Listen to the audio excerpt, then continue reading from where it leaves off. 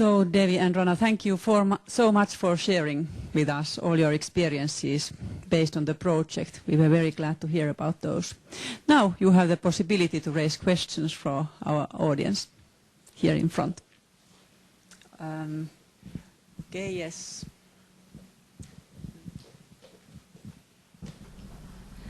Namaste, Satiharu, Finlandmaa, Swagatam. So I am Heidi, I work for World Vision Finland. And I would like to ask, because all we know that Tera is very unstable politically, so how did it affect your work in the beginning? For example, because there is constant power struggle between the political parties, so how difficult was it to find the stakeholders from the government and invite them to participate in your project? And secondly, did you have any challenges in inviting or getting the youth to participate in your work?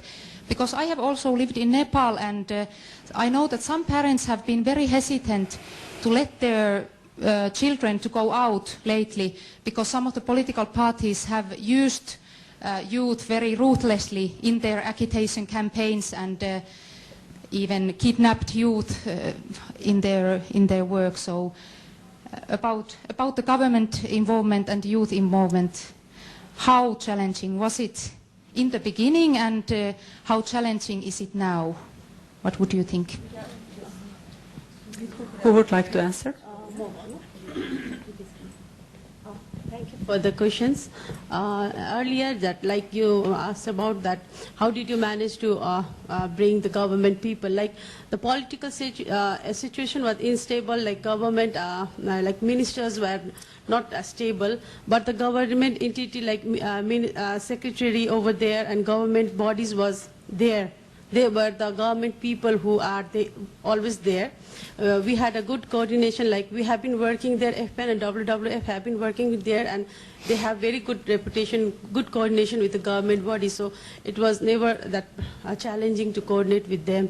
So it was like easy for us to ask them to come to our, like in the beginning, Tanya, and from the Finnish Finland also, they joined the Inception workshop. We held it in our working area that was in Bake. The lot of people from community, from the government also came there, and we had a very big workshop, and we all agreed to work there, and all the government people, they give the commitment to support. So in that way, it was so easy to go to the grassroots level. And another thing, the youth involvement, like WWF Nepal and FPN don't have any political issues with any of the parties. We are working and we are very safe in that way. Even in that height of conflict with each other, we did not have any problem working in the field. Even we could easily go to the our service centers were never affected. Like we have a very clean image in that way. So even though the people from Maoist come there and take services, people from different parties come there and take the services. So we have a very clean image. So yes, there are some like even parents are a little bit hesitant to send their, especially girls, to the for the MPRC, or ask them to go to the service centers. So it was like challenging. Sometimes it is there, but you need to talk with the, like we have a voluntary body in FPN, like in grassroots level also, there is a voluntary body and the staff body. The young people like these are the volunteers, and the senior volunteers are also there, their parents, their guardians. It's a small community there. So in the FPN, maybe their relatives are there, and they ask their relatives that, no, you can go to the FPN, that is a safe place, and they get information on different issues. So likewise, young people can easily come there. Sometimes it is difficult. Gunuji, you want to add? Yes, regarding political instability, I would like to say something, that there was a Far West closure that went on for a month. That happened like something like 1.5 years back, and we had to postpone our activities. Sometimes that happens. Otherwise, these like 1 or 2 days closure, that doesn't really affect us.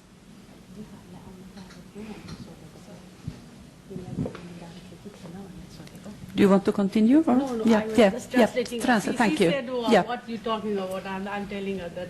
Was it difficult for you to come to the, she's asking that, is it difficult for young people to come to FPN? तिमीलाई गाह्रो भएको थियो FPN मा आउनलाई काम गर्नलाई?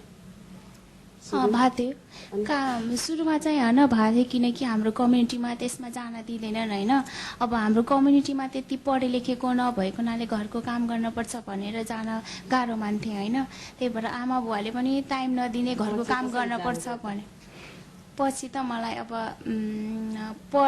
बुझेपछि होइन अब मैले अब के स्कुल पढेँ एसएलसी पास गरिसकेपछि के बुझेँ होइन मैले बुझेको कुरा चाहिँ अब मम्मी पापालाई भने अनि जानुस् भने यो राम्रो हो भनेर सबैसँग बुझाएर भनेको She said that yes, it was difficult for her to come to the MPRC also in the earlier time. But when she was in the school, their peers used to go to the MPRC, and she asked her parents to let her go to that place. After some making them convinced, she could easily participate there. Thank you. Thank you. The next question was for you.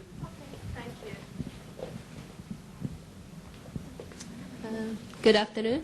I'm Noora Simola from Suomen Lähetysseura. Thank you for the presentations. So it seems to be that a big part of your success is that you have found the right channels, these community-based groups, to spread your message of conservation and reproductive health. So my question is that did these community-based organizations, did they actually existed already before the project started? And secondly, have you found like more synergies between these two topics, conservation and reproductive health? I'm thinking, for example, you know, you have these community-based forestry and buffer zone user groups. Like, are you allowed to harvest non-timber forest products? And, you know, are you talking about, for example, those health effects, you know, to maternal health or reproductive health, you know, these non-timber forest products, you know, for example, some vegetables or mushrooms or something from the forest? Okay, thank you. Wait a minute. Yes. Yes, regarding the existence of natural resource management institutions, yes, we have developed them since the inception of the RARC landscape, and that was in 2001 too. So they have been working there since like 12, 13 years. And as I said, like we have been enhancing their capacity time and again. So they are more or less like sustainable. So that has made us quite easy. And your second question was on harvesting of non-timber forest products from the, yes, that is. So yes, as I said in my presentation, that the communities have community forestry operation plans. That is a guiding document, and that really guides them to do the task that has been stipulated in that guideline. So if there are if they want to do something that are not in the guidelines, then legally they are not allowed to do it. So the harvesting, as your question says, that the harvesting of certain products, if that is like, if that provision is there in the community forestry, if the amount is specified, if maternal health is specified, and of course they are bound to do that. They should do it by law. So, yeah, thank you. Okay, then the next question was somewhere there. Oh, yes, you, please. No, there are two questions waiting. Was there somebody else from in this side who wanted to? Okay, yeah. Thank you. Okay, go ahead. Thanks very much. My name is Emi Mutale. I'm from Plan International Finland. My question is linked very much to the one that was just presented earlier, and not necessarily presented to our Nepalese colleagues, but perhaps to the room as a whole. From what I've understood is that currently the natural resource management fora currently existing in Nepal are being used as a platform or an avenue for raising awareness on sexual and reproductive health issues as well. But what are the linkages between SRH and conservation? And why do we have to speak about SRH specifically in relation to conservation? Thank you.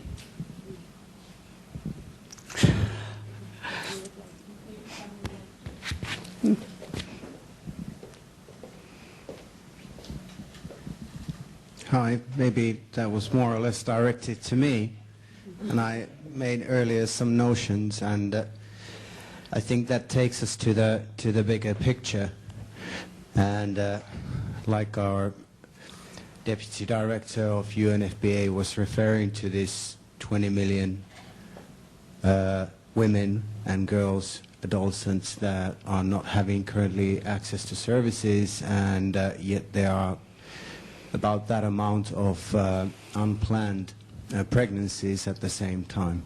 So, like I said, for me it's a no-brainer to focus on providing services to these people from conservation perspective. Now let's take this to the context of Nepal so that this makes much more sense and links directly to what has been discussed this morning and this afternoon. I would say that the case of Terai is not a big exception to many other contexts where WWF is working.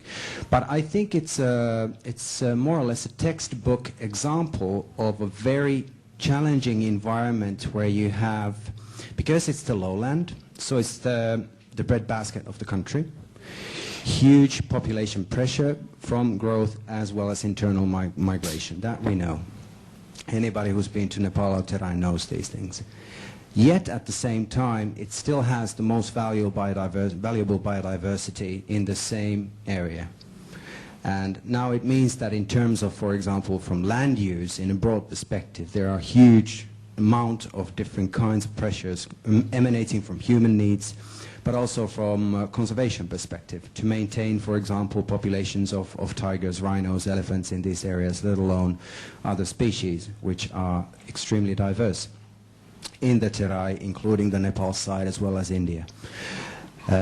So we have this number of people living in there in a conservation priority area. We know that in these very same areas there are people who are not having the access to these services. And if we are not going to present them a scenario or we are not in a position to, or not have even an interest to start looking at any birth control policies. That's well beyond our scope, not in our interest, not an option. But what we can do is to help people to actually let them materialize their human rights, which actually includes to provide them a decision to have children or not to have children, or how many children, or when do they want to have those. And if we know by default, based on our baseline surveys as well as scientific research that was carried out as part of the Johnson & Johnson project that was there a couple of years before we started this, we were able to gather quite a lot of valuable research data as well as baseline and evaluation data to look into these issues. So we knew that there is a dire need for services, as we've witnessed also in this afternoon's presentations, but the services are not there. And yet it's a conservation priority area for us, and people, the pressure coming from people is a major issue. So that's where the conservation and SRH really started to make sense. And yes, we do have the institutional structures on the ground. I would say that in Nepal, more than anywhere, we've got this, we've invested in institutional development for a long time, over a decade, and we realized that that is the key. So these days, if you look at our work, for example, integrated water resource management in Mid-Hills, we are actually replicating the learnings and the structures that we've been working on in Terai for over a decade, because we realized that they are the key. They have to be truly empowered, truly capacitated, and they have to be made sustainable financially, institutionally. If we have those, then we have some hope for long-term success, and we have the proof from Terai. So that's what I would consider as a key for us, and we are really following that path. I hope this makes a kind of some sense to you in terms of your answering to your question. Yeah.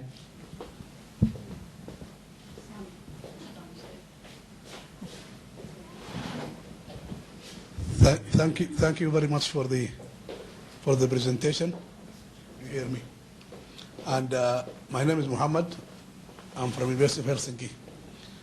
My question relates to the partly to what he has said concerning those low-level government institutions, which would be those would be the responsible offices after the project pull out.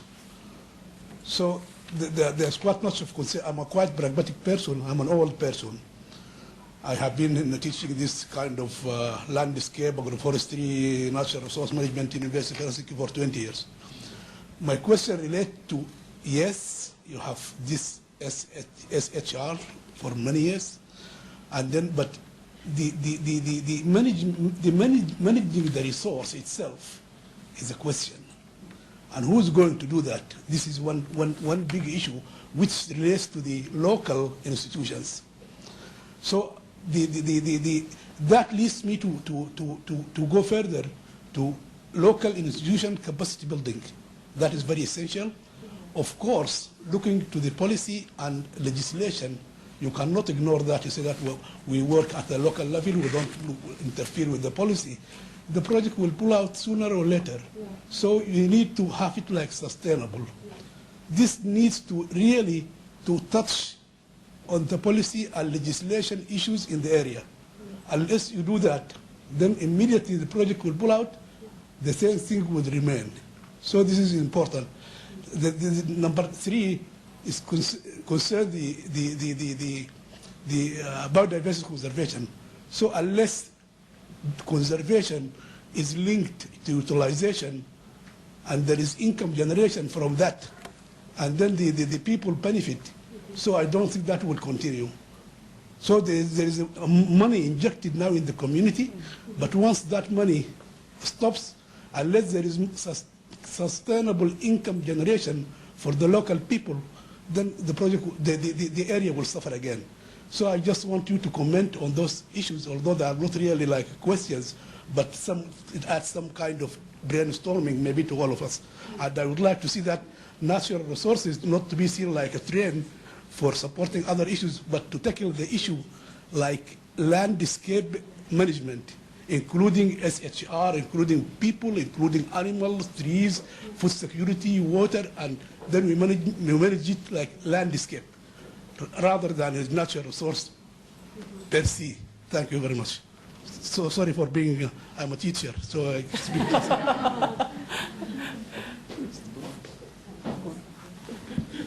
I will try to answer your question, and if I'm struggling, I will give it to Sami then. Okay, so your question was basically on the sustainability, you know. Yes, like Tarai Arc Landscape is a program that is run by the government. Government is the, forefronter, and we are the and we follow the government. So government takes the lead. It's a multi-donor project. So whatever we do it through the government. Whether we plan, we implement, we monitor, government is there. We do not bypass government at any cost. And government has to be there. That is one point. And coming to the second point, how do you ensure the NRM institutions of their sustainability? Like I will give you one example from Khata CFCC, Khata Community Forestry Coordination Committee. Like that institution has been running since the inception of Tarai Arc Landscape Program that was initiated in 2001-2. So that is still there. And we have community-based and community health clinic running in the same institution. And that was initiated in 2008. The clinic is still running. And like the communities are like rich in natural resource, and they also generate cash income from by selling those products. So that also make them financially sustainable. And coming into the other issue, yes, the governance part is there. We have like supported them with governance from like 2006-07 from Nepal Restoration Project, and we have ensured that the governance aspect is strongly built in all the NRM institutions, because it's very important to enhance their transparency in terms of financial transparency, in terms of social transparency, in terms of decision-making transparency, to enhance their participation, to enhance the decision-making of the communities. So that aspect is also there. So I don't think that, we will have any problem about sustainability, because whatever we do, we have local government in place. So we have like district forest offices. Starting from the center, we have like Department of National Park, DNPW, so Department of National Park and Wildlife Conservation, Department of Forest, and coming down to the district level, we have like Department of Forest and Protected Areas. So whatever we do in close coordination with those institutions. So I don't know if I got your question right, or if I am able to answer it. If not, like, there are my colleagues to, I'd like to add something.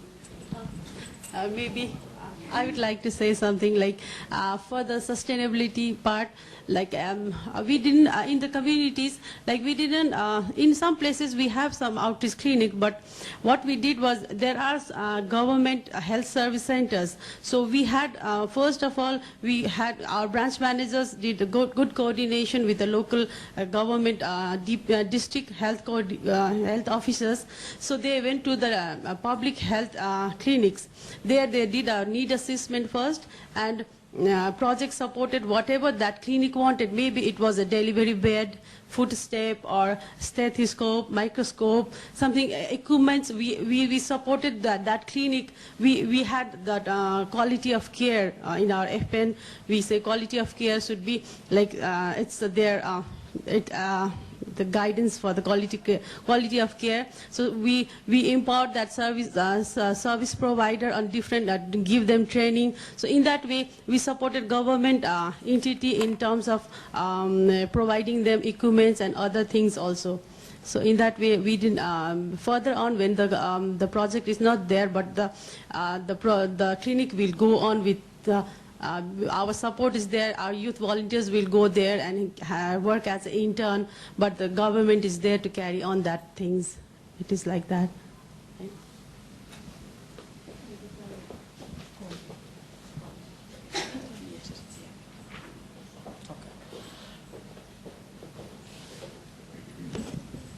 So my name is Antti Rautavaara. I'm a senior water advisor in the Foreign Ministry, and if I try to answer the question from the ministry's perspective, it is that when we are financing a single sector in any country where we work, there are different instruments that we can use from the financier's perspective, and there is no expectation that, let's say, a civil society program would solve the problems in 4-year time horizon and have it on a sustainable setting. But we try to engage different instruments, the civil society, bilateral program, UN organizations, let's say JPOs, volunteers, in a smart and strategic way, so that if there is a champion like what I'm hearing today here, that can be then supported through the other instruments that we are financing, and hence we can get the sustainability in place when we take a 15-year or 20-year horizon. And I think what you've been doing, I'm hearing a lot of good innovative approaches where the civil society has really taken its own role of working on a niche where, let's say, a bilateral donor absolutely cannot do it on a bilateral setting, but you could do it. So now the question for me is that as I'm hearing that you're working through the forestry line, so how do you take it into forestry swap, which is emerging in Nepal? So I think that's the avenue that you need to start working in order to get that sustainability in place.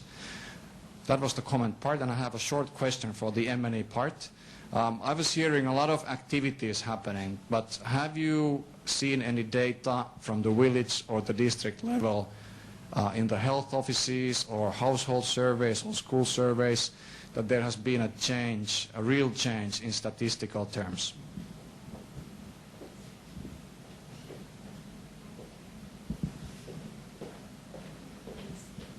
Regarding the change in this project, We conducted baseline survey in 2011 during the inception of this project. And in 2013, July, August, we conducted an inline survey. For some reasons, we needed to do evaluation survey a bit earlier. So we have both the results, reports in hand, and that was quite, I think, sufficient to tell us about the changes happening in this project. So was that the question? In your figures, I could see a lot of... Yes, that has come from baseline and endline surveys, evaluation results.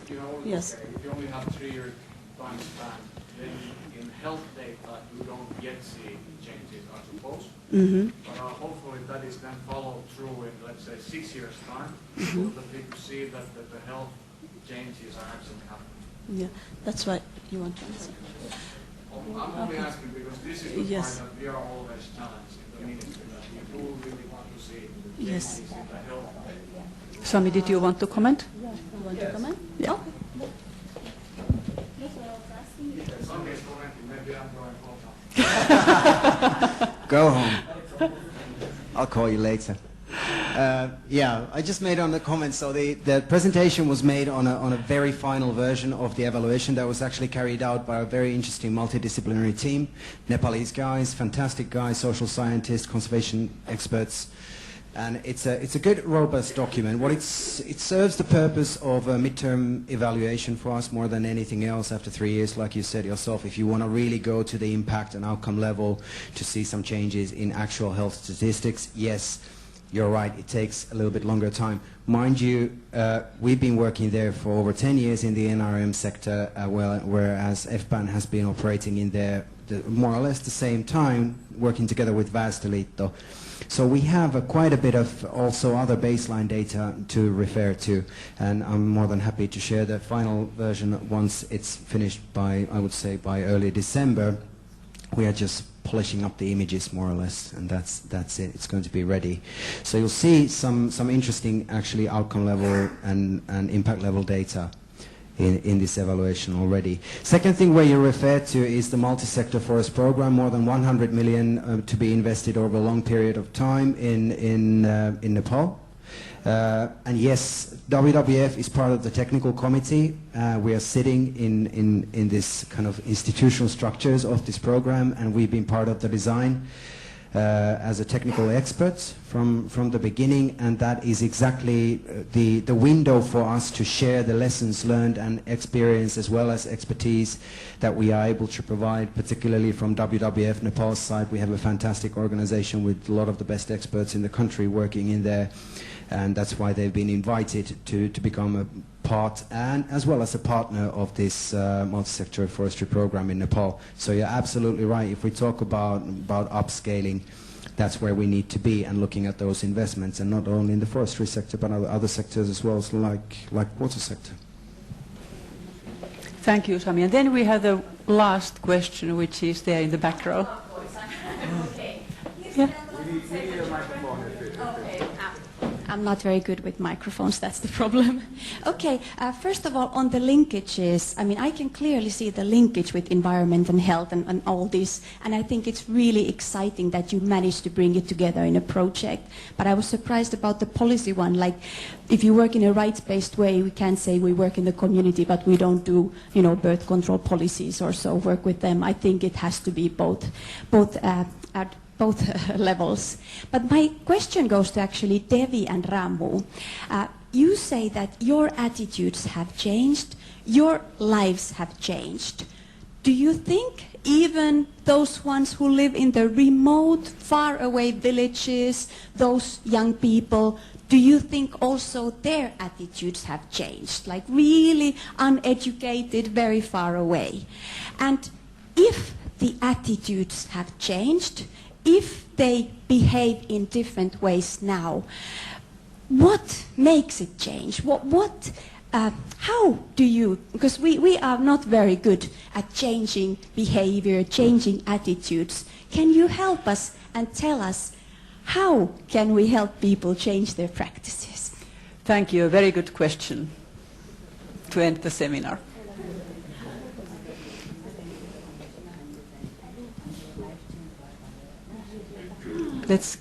give a little bit time for our guests.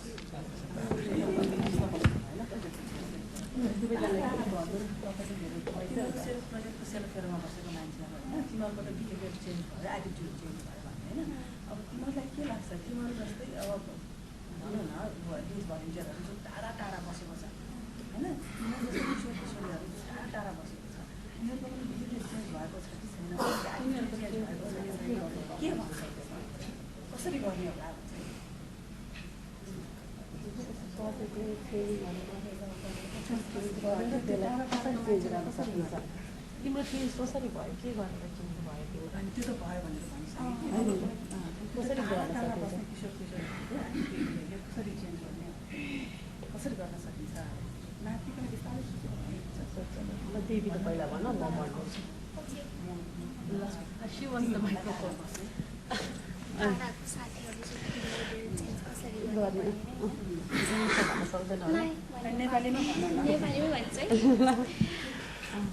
Sorry, I tell in Nepali and ma'am is translate. I will try to.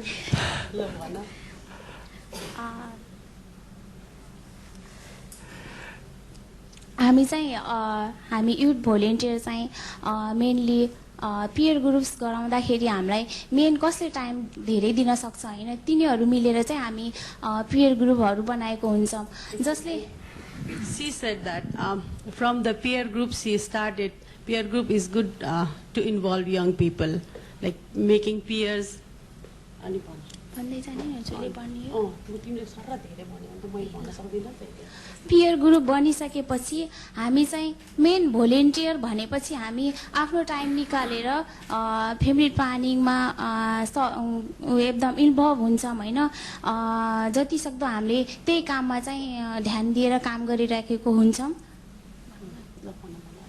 अनि जस्तो हामी ठाउँ ठाउँमा गएर तिनीहरूलाई क्लासहरू लिएर अब स्कुलमा गएर क्लासहरू लिने हैन अनि आफ्नो हाम्रो चाहिँ हाम्रो बर्दिया जिल्लामा चाहिँ 3टा गाविसलाई हामीले समेटेका छौं हैन धेरै टाढाको जिल्लामा त जान सक्दैनौं तर हाम्रो जिल्लामा चाहिँ हामीले 3टा गाविसमा सानोसिरी ढोलरी गाविस र सूर्यपटुवा गाविसमा चाहिँ हामीले गरेका छौं र हामी 3टा गाविस मध्ये जुनसुकै गाविसको युथहरू पनि हामी त्यसलाई जुन 3टा मध्ये जुनसुकै गाविसमा गएर पनि हामी तिनीहरूलाई क्लासहरू लिएर नै गरिराखेका छौं What she said is being a youth volunteer, she chooses those youth, she collect those youth peers who can give time and then involve them in their work. And as she said that she cannot go to the other villages or other places to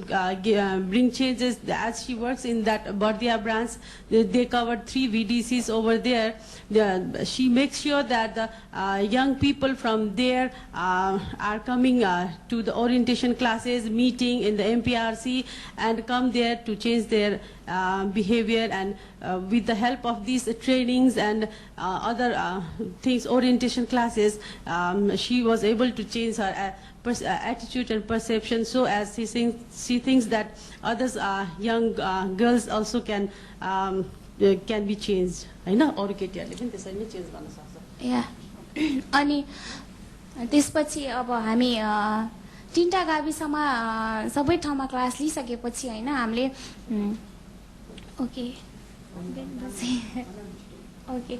अनि 3टा गाविसमा हामी गइसकेपछि हैन youth भोलिन्टियरको रूपमा सरी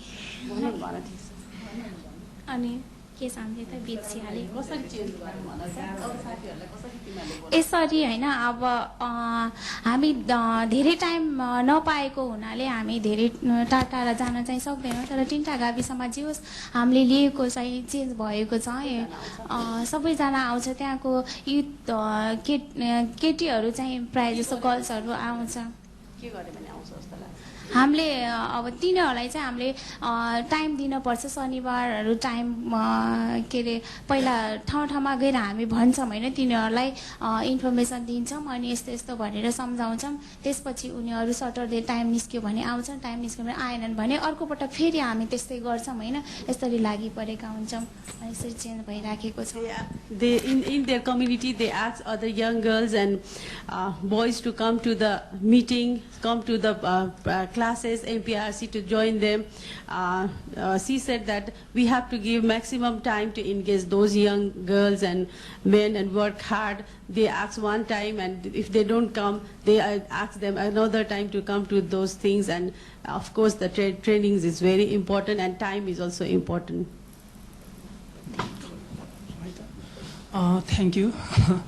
अब यो हामीले युथहरू हामी त चेन्ज भयौँ होइन तर अरूलाई कसरी चेन्ज गर्ने भन्ने कुरामा चाहिँ अलिकति मैले के भन्न चाहन्छु भने जस्तै म जस्तै धेरै युथहरू छन् हाम्रो क्षेत्रमा र हामीले ती युथहरूलाई अब के अरे उनीहरूको बिहेभियर चेन्ज गर्नका लागि जस्तै युथ के अरे स्कुलहरूमा गएर होइन कन्जर्भेसन सम्बन्धी यस सम्बन्धी होइन ती कुराहरू गर्ने त्यसपछि अर्को हाम्रो युथ क्लिनिक सेन्टर होइन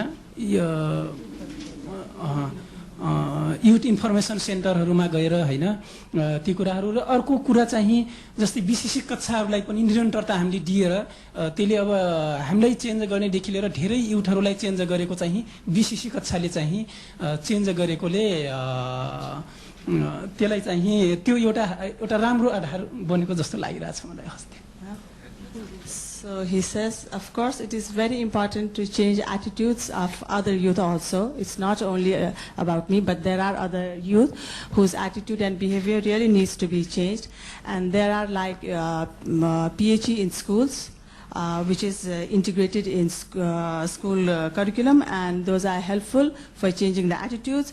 And also like youth information centers where youth come to visit, and that also help them to gain SRH knowledge and change attitudes. But more importantly, what he said finally was about behavior communication change class. Actually, this class is focused to, changing the attitudes and behavior of youth. We gather like 50 to 30 youth. This is my own version, not him. I just wanted to elaborate what BCC is. It is the behavior communication change class where you gather like 25 to 30 youth in one class, and you educate them on population health, environment, and behavior and communication change messages. And these youth, after having received training for a couple of days, that lasts for 4 to 5 days, they go back to their own villages, and they again gather youth in their area, about 25 to 30 again, and they teach them the different issues of like PHE, be it like behavior communication change and things like that. So BCC has been really instrumental in PHE. We are running in PHE project this time also. It used to be run with, in the time of USAID supported project, and because we found it so useful, we decided to have it in this project also. So, and that has been very vital in changing the attitudes of young people. So I don't know if we are able to answer your question.